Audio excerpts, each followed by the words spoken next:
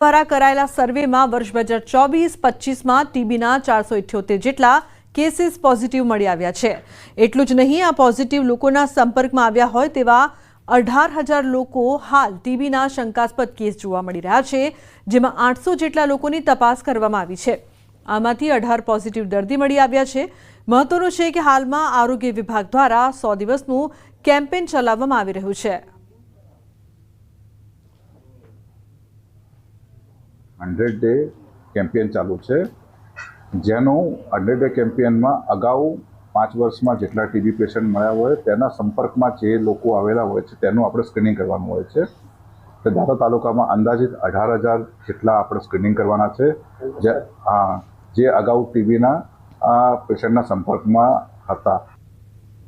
તો સુરતના હજીરા વિસ્તારમાં ખુલ્લી ગટરમાં પડી જવાથી બાઇક ચાલકનું મોત નીપજ્યું। તંત્રની બેદરકારીના કારણે એક વ્યક્તિએ જીવ ગુમાવ્યો। હજીરા રોડ પર ઓએનજીસી કંપનીના સર્વિસ રોડ ખાતે એક વ્યક્તિ ખુલ્લી ગટરમાં ખાબકી ગયો હતો, જેના સીસીટીવી ફૂટેજ પણ સામે આવ્યા છે। મોડી રાત્રે સર્જાયેલા અકસ્માત બાદ સવારે યુવકનો મૃતદેહ મળ્યો હતો। પોલીસે આ મામલે વધુ તપાસ હાથ ધરી છે। ઈચ્છાપુર પોલીસ સ્ટેશન ખાતે મિસિંગની જાહેરાત લીધા બાદ પોલીસ દ્વારા વધુ તપાસ કરાતા તારીખ 30ના રોજ ગટરમાં ઓએનજીસી પાસેની ખુલ્લી ગટરમાં સર્વિસ રોડની બાજુની ખુલ્લી ગટરમાં તેઓની બાઇક સાથે મરણ ગયેલ હાલતમાં મળી આવ્યા હતા। સુરતના અડાજણ વિસ્તારની ઘટના। અડાજણ વિસ્તારમાં તસ્કરોનો આતંક જોવા મળી રહ્યો છે। ગુરુકૃપા સોસાયટીમાંથી મોંઘા બૂટ ચંપલની ચોરી કરવામાં આવી। મોઢે રૂમાલ બાંધીને આવેલા ચોર ઈસમે કરી ચોરીની આ સમગ્ર ઘટના સીસીટીવીમાં કેદ થઈ છે।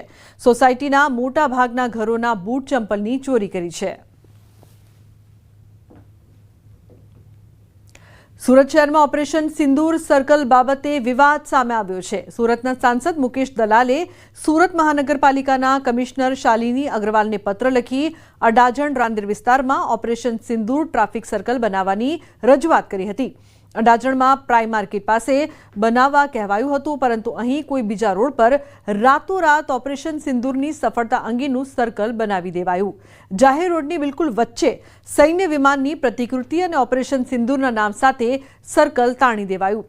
ત્યારે આ સર્કલની મંજૂરી લેવામાં આવી છે કે નહીં તે પણ સવાલ ઊભો થયો છે।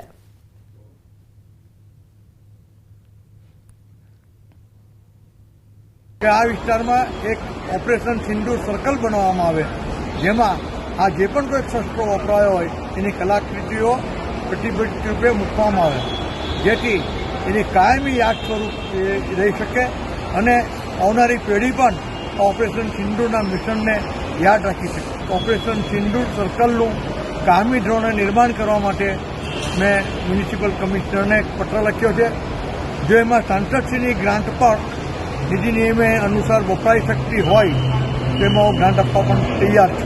ઓપરેશન સિંદૂર નામ આવતાની સાથે દેશભરના લોકોના મગજમાં એક જ વિચાર આવે, ભારત એરફોર્સે પાકિસ્તાન પર કરેલી એર સ્ટ્રાઇક।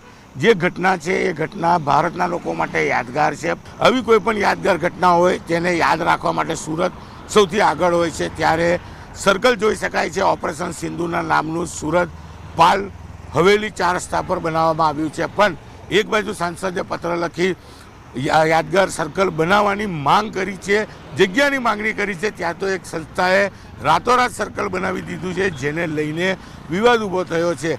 મહાનગરપાલિકાની આ જગ્યા પૂછતા મહાનગરપાલિકાનું કહેવું છે કે જગ્યા અમે ફાળવી નથી, ટ્રાફિક પોલીસનો અભિપ્રાય લેવામાં આવ્યો નથી અને રાતોરાત એરફોર્સનું પ્લેન સાથે 2 ભારતીય આર્મીના જવાનોને અહીંયા બતાવવામાં આવ્યા છે અને કોઈપણ જાતની મંજૂરી, કોઈપણ જાતની પરમિશન વગર ઓપરેશન સિંદૂરનું આ સર્કલ ચોક્કસ સુરત માટે તો યાદગાર છે, પણ સર્કલ બનતાની સાથે જ વિવાદો શરૂ થયા છે। કેમેરામેન જીગર ગુગલ સાથે કીર્તેશ પટેલ, ન્યૂઝ 18 ગુજરાતી, સુરત। તો ભારતીય સેના દ્વારા પાર પાડવામાં આવેલ ઓપરેશન સિંદૂરનો ઇતિહાસ લોકો જાણી શકે તે માટે ભુજ ખાતે સિંદૂર વનનું નિર્માણ કરવામાં આવશે। ભુજ મિર્જાપર હાઈવે પાસે ઓપરેશન સિંદૂરની થીમ પર 8 હેક્ટર વિસ્તારમાં સિંદૂર વન બનાવાશે. પ્રતિ હેક્ટર 10,000 વૃક્ષ ઉછેરવામાં આવશે. 35 પ્રજાતિઓના વિવિધ વૃક્ષો પણ અહીં લહેરાતા જોવા મળશે. સાથે જ સિંદૂર વનમાં એરફોર્સ, નેવી અને આર્મીના પરાક્રમને સંકલિત કરી નિર્માણ કરાશે. આ વનમાં S-400, INS વિક્રાંત, રાફેલ સહિતની પ્રતિકૃતિ જોવા મળશે. નેવી, એરફોર્સ, BSF સહિતના વિવિધ સેક્શન પણ બનાવવામાં આવશે. जो ऑपरेशन सिंदूर के थीम को ध्यान में रखते हुए जो हमारा हाई डेंसिटी प्लांटेशंस हैं, खास कर करके ट्रीज, हर्ब्स एंड श्रब्स, जिसमें कि करीबन 10,000 प्लांट्स 1 हेक्टेयर में लगाते हैं, 8 हेक्टेयर में सिंदूर वन बनाने का प्लान है.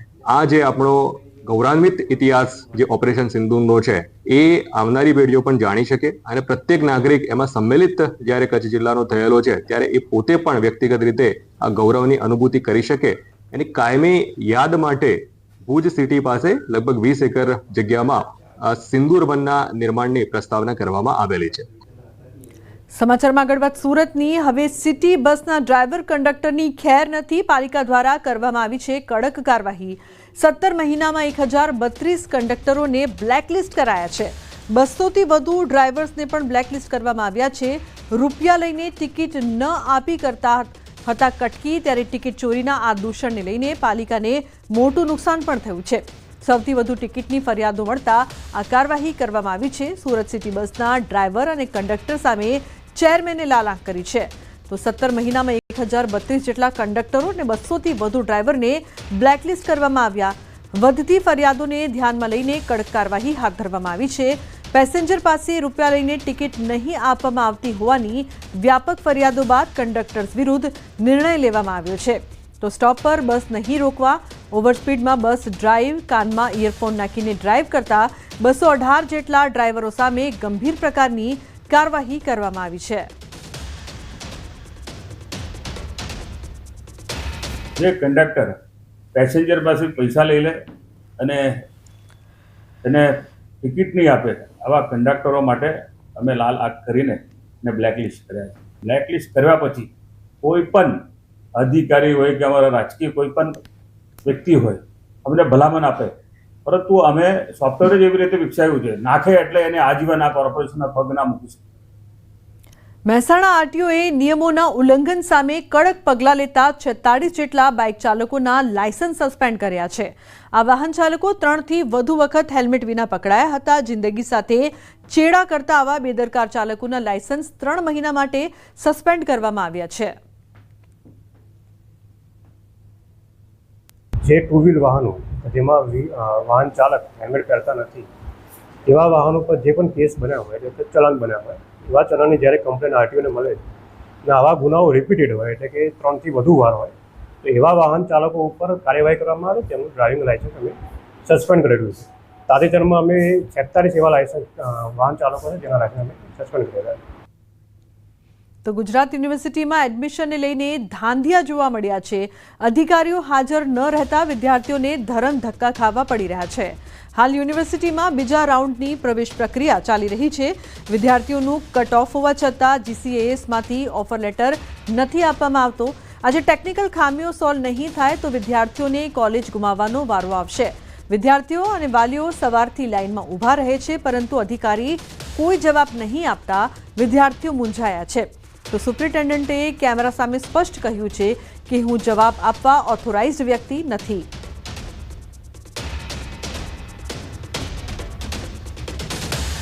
ગુજરાત યુનિવર્સિટી આ વિદ્યાર્થીઓ માટે અલગથી કોઈ વ્યવસ્થા કરશે તે પણ હજુ સુધી કોઈ અધિકારીઓ જવાબ માંગવા માટે અમે અહીંયા આવ્યા ત્યારે એડમિશન સેલ ખાતે કોઈ પણ એવા ઉચ્ચ અધિકારી કે જવાબદાર અધિકારી હાજર નથી કે આ વસ્તુનો જવાબ આવી શકે.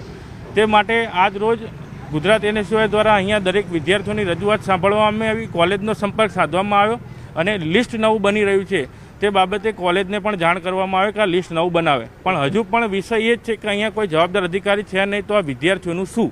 ગ્રેજ્યુએશન માટે ગુજરાત યુનિવર્સિટીમાં જીકાસ દ્વારા જે છે તે રજિસ્ટ્રેશન બાદ કોલેજોમાં એડમિશન પ્રોસેસ તો શરૂ 1 મહિનાથી કરવામાં આવી છે, પરંતુ વિદ્યાર્થીઓ જે છે તે રજડી રહ્યા છે, કારણ કે હજુ પણ એડમિશનના કોઈ પણ પ્રકારના ઠેકાણા નથી અને તેને લઈને જ અહીંયા ગુજરાત યુનિવર્સિટીમાં આપ જોઈ શકો છો કે લાંબી લાઈન જે છે તે વિદ્યાર્થીઓની લાગેલી છે અને એડમિશન ક્યારે મળશે, કારણ કે કોલેજના લિસ્ટમાં નામ છે છતાં પણ તેઓને કન્ફર્મેશન લેટર જે છે તે જીકાસ દ્વારા મળ્યો નથી અને તેના કારણે જ ક્યાંક ને ક્યાંક હજુ પણ જે છે તે પ્રવેશ અટવાયેલો છે વિદ્યાર્થીઓ આપણી સાથે છે. શેમાં એડમિશન માટે તમે પ્રોસેસ કરી હતી ને શું અત્યારે? આરજે ટીબરીવાલામાં ફોર્મ ભર્યું હતું, તો કાલે બી ભરાયા હતા, પણ એ લોકોએ એવું કીધું કે હજુ ઓનલાઈન નથી આવી તો તમે વેઇટ કરો, બપોરે આવી જશે નહીં તો સાંજે. તો આજ સવાર સુધી જોયું, બટ હજુ સુધી નહીં આવી તો એમને અમને અહીંયા મોકલ્યા. બટ હજુ જીકાસમાં બી ઇસ્યુ બતાવે છે, તો એ લોકોએ નવું અપડેટ કરીને મોકલ્યું છે, બટ એમાં હજુ બતાવ્યું નથી અને અમે હજુ બી ટ્રાય કરીએ છીએ પણ નથી આવતું ઓનલાઈન અમારે. કેટલા સમયથી યુનિવર્સિટીના ધક્કા ખાય? અમે 2 દિવસથી આવીએ છીએ કે 2 દિવસ એમને કાલે એવું કીધું કે આજનો દિવસ રાહ જુઓ, કાલ સાંજ સુધીમાં તમારું થઈ જશે. આજે થયું નહીં એટલે અમે ફરી અહીંયા એટલે અમને કીધું કે રાહ જુઓ, તમે અપડેટ થઈ જશે. હજી સુધી કોઈ જવાબ મળ્યો નથી. તમારી ડોટરને શું પ્રોબ્લેમ આવી રહ્યો? મારી ડોટરને સેમ આરજે તિબ્રેવાલ માટે. હા, મારા આરજે તિબ્રેવાલમાં લેવું છે. ત્યાં કોલેજની લિસ્ટમાં તો નામ આવી ગયું છે, પણ અહીંયા જીકાસમાં એમનું ફોર્મ જ અપલોડ નહીં થતું. તો ત્યાં સુધી તો અમે કઈ રીતે આગળ પ્રોસેસ વધારીએ અમારા કોલેજમાં એડમિશન લેવું, અને આજે છેલ્લો દિવસ છે. અહીંયા શું જણાવે છે તમને લોકોને પૂછવા આવે? એટલે હું તો અત્યારે જ આવી છું, મારા પેરેન્ટ્સ ક્યારના અહીંયા ઊભા છે એટલે અહીંયા એવું કીધું છે કે અમે લિસ્ટ જીકાસમાં ચેક કરાવીએ છીએ કે આ આરજે તિબ્રેવાલનું કોમન પ્રોબ્લેમ છે, તો જીકાસમાં એમણે જાણ કરી છે અને નવું લિસ્ટ કંઈક અપડેટ કરે છે. આ અન્ય વિદ્યાર્થીઓ છે, તમારે શું પ્રોબ્લેમ આવી રહ્યો છે? બસ સેમ પ્રોબ્લેમ છે. આજે ત્રિપુરામાં મારું કટ ઓફ આવી ગયું છે, પણ ઓનલાઈન વેબસાઇટ પર મને ઓફર લેટર નહીં આવ્યો. જીકાસમાં શું પ્રોબ્લેમ આવી રહ્યો? જીકાસમાં ઓફર લેટર નહીં આવ્યો અને એ લોકો એવું કહે છે કે નવું મેરિટ લિસ્ટ આવશે અને તમે જુઓ. અહીંયાથી એવું કહે છે કે કોલેજમાંથી જ તમને જાણ થશે, કોલેજમાંથી એવું કહે છે કે તમને અહીંયાથી જાણ થશે, એટલે આમથી આમ કરે છે.